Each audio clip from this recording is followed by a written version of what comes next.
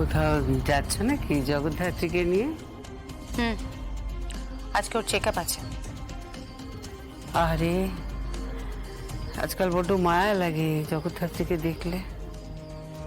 হ্যাঁ, এত বড় একটা উৎসব বাড়িতে, অথচ এই মেয়েটা একেবারে হুইল চেয়ার অবলম্বন করে পড়ে আছে। জানো কৌশিকী, আমার কেন জানি না মনে হয় ওর মেয়েকে দেখলে ও সুস্থ হয়ে যেত। হ্যাঁ, আমি বলছি, দুর্গা যদি ফিরে আসে না, ও সত্যি সত্যি সুস্থ হয়ে যাবে। আমার বিশ্বাস দুর্গা নিশ্চয়ই ফিরবে। আমারও বিশ্বাস, আর তাই তো আমি পেপারে বিজ্ঞাপন দিয়ে দিয়েছি।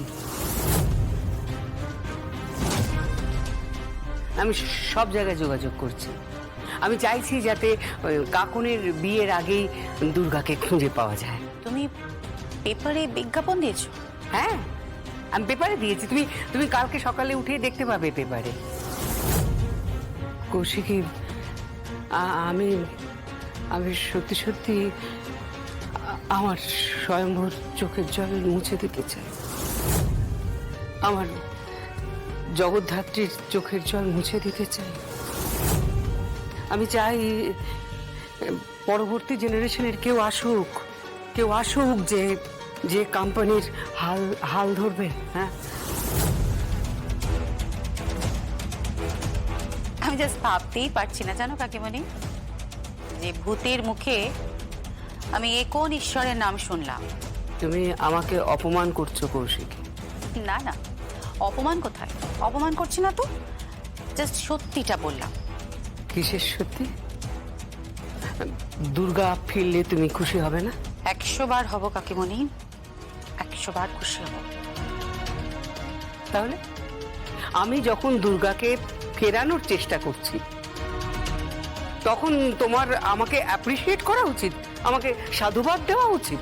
দিচ্ছি তো, অবশ্যই করে দিচ্ছি, কিন্তু আমি না জাস্ট ভাবতে পারছি না জানো, যে তুমি এতটা ডেসপারেটলি ওর মেয়েকে খুঁজছো। না ভাবার তো কিছু নেই, না ভাবার কিচ্ছু নেই।